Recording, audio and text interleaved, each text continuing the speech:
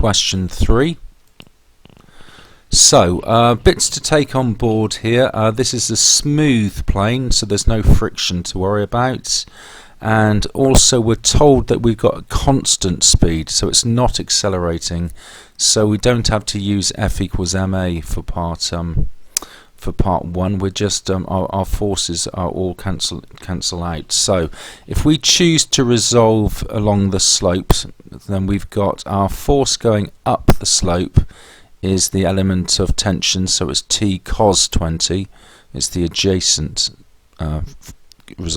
component, so the green bit here, and that equals the component of weight going down the slope that we want, which is 0.25 g sin 30. It's the opposite, it's this blue bit. So basically the green bit and the blue bit, those two bits are equal. Our only unknown is T, because obviously G is 9.8, so we can work out our tension to be 1.30 newtons. Now we can work out the magnitude of the contact force exerted on P by the plane, so our normal reaction here. So what we know is that our force is acting in this direction, so our resultant force plus this component element of the tension, so T sin 20, this bit here, so these two going in this direction equal this blue bit here, which is our 0.25 g cos 30. So we know that T is 1.30, so we can solve for R being 1.68 newtons.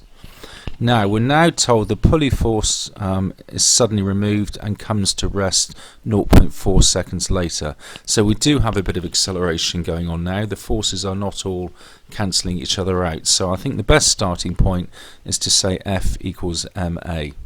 So our net force, well, we no longer have the tension going this direction, so that's 0. So taking away the weight, which still remains, so that is still 0.25 g sin 30, excuse me.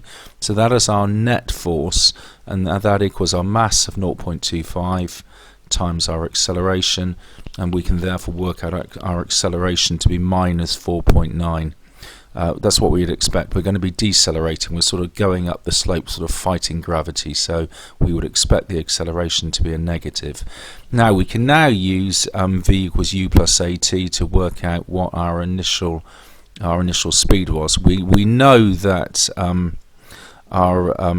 that v is 0. We know that at some point we come to rest, and we come to rest 0.4 seconds later, so we know that v is 0, t is 0.4. We've just worked out a to be minus 4.9. That allows us to work out u to be 1.96 meters per second.